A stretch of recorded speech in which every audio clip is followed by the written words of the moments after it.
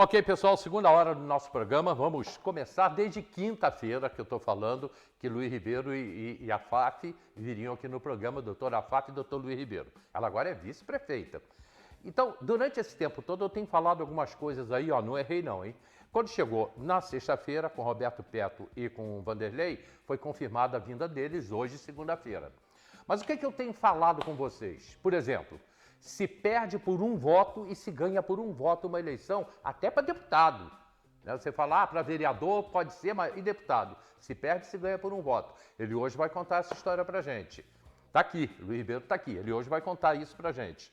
Falei isso muitas vezes pedindo a vocês, não deixem de votar. Por favor, e o pessoal na rua, eu não vou votar, ninguém, eu não confio em ninguém, eu falo, não deixe de votar.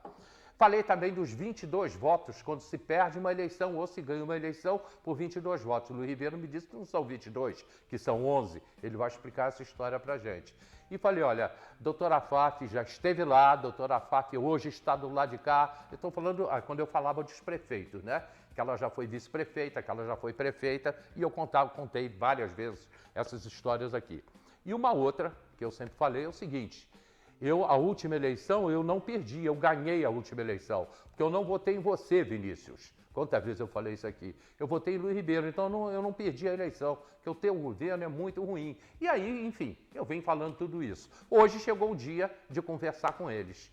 Agora, de alma lavada, né?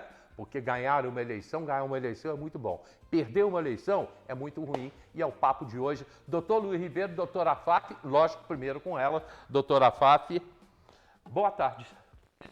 Não, bom dia ainda, né? Bom dia, Hélio. E obrigado pelo convite, né? Essa equipe maravilhosa Convite, não, do Diário. A casa é sua também. Nossa, muito obrigado mesmo. Alma lavada? Alma lavada. Eu queria aproveitar também para agradecer, que até agora eu não agradeci, né? Primeiro a Deus, né? Que foi maravilhoso nessa campanha. Ao doutor Luiz, né? Porque foi incansável, realmente. Eu acho que ele fez por nós mais do que ele fazia na campanha dele. Ele foi um guerreiro, sabe? Muita coisa mesmo. E depois a toda a população que acreditou nos nossos projetos, da nossa campanha, e foi junto com a gente, né? Eu quero dar o meu agradecimento e dizer que a gente vai fazer valer cada voto. Pode ter certeza, vamos trabalhar muito. Eu quero saber tudo dessa eleição, tudo. Sim. Até porque todo mundo dizia o seguinte, sempre falaram isso. Tricano ganha a eleição, principalmente no interior. Luiz Ribeiro. Falavam isso, né? E as pesquisas na época, principalmente as primeiras pesquisas, mostravam isso. Mas isso, a todo momento de eleição, e isso é importante que a gente coloque, a todo momento de eleição você precisa ter uma reação. E a reação foi feita de maneira efetiva, na realidade, de uma maneira muito amiga, onde visita na casa das pessoas, o contato pessoal, o contato de amigo para amigo. Então, foi uma eleição onde a amizade prevaleceu. Agora, fundamentalmente, eu queria deixar só um recadinho para todos. Primeiro, como a doutora, agradecer a cada voto, não só para nós, mas para os outros também, os que votaram, porque não votar é que não deve. Como você bem colocou no início. Muito. Não votar é que não deve. Se você não votar, e sempre que você não votar, você vai fazer o pior ganhar. O risco do pior ganhar é muito maior se você não votar, porque você dá essa oportunidade ao pior. Então, mas voltando ao assunto, quando as primeiras pesquisas vieram, a realidade era essa. Então, a nossa participação, através do próprio Léo, que era o nosso comandante, era o comandante da nossa campanha, me orientou que eu fosse para o interior, que eu ficasse lá, e foi o que eu fiz. E a doutora falou que a gente andou mais do que para a nossa campanha propriamente dita. É verdade, eu andei muito e fiquei muito feliz. Olha, cada depoimento, sabe aquela coisa de amizade, aquela coisa de amigo para amigo, ultrapassava o limite da política, na realidade. e também as propostas. A principal delas, o Hospital Público Municipal. Nós víamos, quando falávamos nisso, sabe, a esperança das pessoas, porque elas hoje estão sofrendo muito, estão sofrendo demais. Hoje mesmo, eu já recebi vários pedidos, hoje, vários pedidos de pessoas que estão na UPA há 3, 4, 5 semanas e não conseguem vaga em lugar nenhum. Quando você colocava essa mensagem do Hospital Público Municipal, e é um tema que a gente tem que debater e debater muito, porque não é só uma obra, é a obra, na realidade, porque você vai cuidar das pessoas, você vai ter uma chance de cuidar melhor das pessoas. Você sabe que quando a UPA foi criada, era para o paciente ficar no máximo 2 dias. 2 dias. É o máximo. Ele teria que ter uma resolução. Em algum lugar tinha que resolver o problema. Então, com o fechamento do Hospital São José, nós perdemos leitos. E também com essa história de pagar, não pagar o Hospital das Clínicas ameaçando. A beneficência é pequena. Atende, mas é pequena. Então, quando você vê um estado desse, você coloca essa mensagem, e talvez aí tenha sido o grande mote da nossa campanha, e foi um sonho da doutora Faf, quando comprou, e foi a doutora Faf que comprou a Reste do Brasil, que hoje é a Secretaria de Saúde, no governo de 6 meses que ela teve, e depois nós vamos poder falar sobre isso mais, se você quiser. Ali era o sonho dela, de construir. Ela chegou para mim e disse, eu vou comprar e nós vamos fazer um hospital municipal. Por que a questão do hospital municipal? Porque se todas as cidades no entorno de Teresópolis têm um hospital municipal, quem está errado, nós ou eles? Era essa a pergunta que se fazia. Não é? Porque se todas as cidades, Hélio, e telespectador, todas as cidades do interior, Carmo, Sapucaia, Sumidouro, todos eles, São José do Vale do Rio Preto, todos eles têm um hospital municipal. O próprio Guapi tem hospital municipal. Então, se, por acaso, Magé também tem hospital municipal... Pode entrar no papo, tá? Eu acho bom, senão eu não paro de falar. Mas ela me corta sempre, mais em casa, né? Me corta sempre, mas vai me cortar, pode ficar tranquilo. E, então, se todos esses lugares têm, nós estamos errados. Nós temos que ter um hospital público municipal, sim. E nós sentíamos, quando falávamos, quando levávamos essa mensagem, entrávamos nas casas das pessoas e levávamos essa mensagem, um olhar de esperança, um olhar de gostar e compartilhar dessa ideia, porque vai mudar a vida de muita gente, Hélio, vai mudar a vida de muita gente, e como o nosso povo precisa.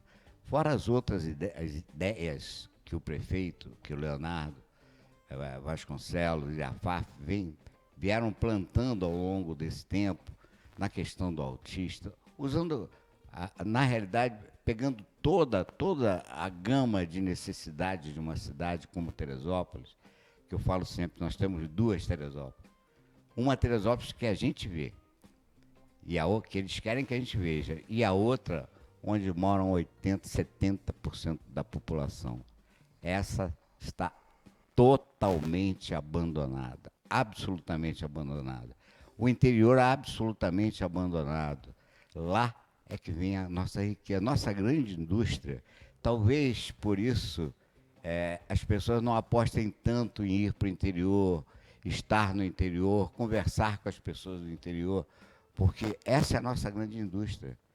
É a única indústria que Teresópolis tem, que são aquelas pessoas... É a grande indústria. É a grande indústria. Você vê a diferença que existe entre, se fizer uma renda per capita, a diferença de renda per capita de quem vive na cidade e quem vive no interior.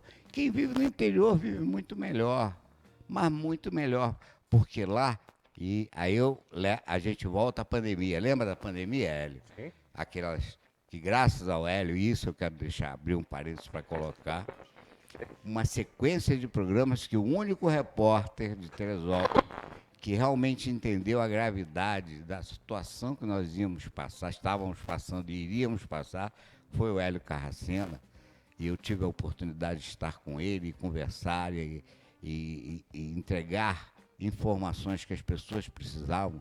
Foi uma coisa que até hoje eu levo no coração, Hélio, quero te agradecer por isso. Foi muito bom. Sim. Foi muito bom. Plena pandemia, como a gente trabalhou. Nossa, e como se trabalhou?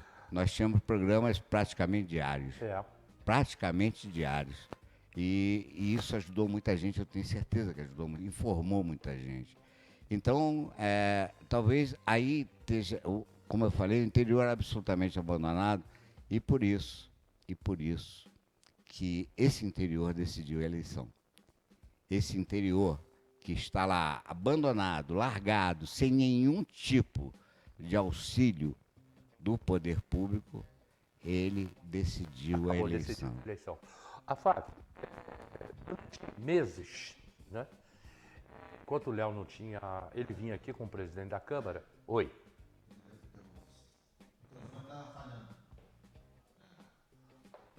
Posso voltar na pergunta, então? Ok. A FAF, durante meses, antes de se entrar no período eleitoral, várias vezes o Léo veio aqui como presidente da Câmara, vereador, né? E a gente debatendo os assuntos do município. A gente já sabia que ele seria o candidato e tudo, né? Até que se aproximou mais da eleição e ele ainda não tinha um vice. E ficou naquela, quem vai ser, o Léo, quem vai ser teu vice? A gente sentado aqui conversando, antes ou depois do programa, né? E ele, cara, eu estou pensando numa mulher. Eu falei, é a melhor coisa que você tem. Né? Aí ele me falou, eu tenho alguns nomes que eu estou estudando. Né? Um deles é a doutora Faf, o que você acha? Ele me falou do seu nome, falei, eu acho ótimo, excelente, ela já foi prefeita, já foi vice, enfim.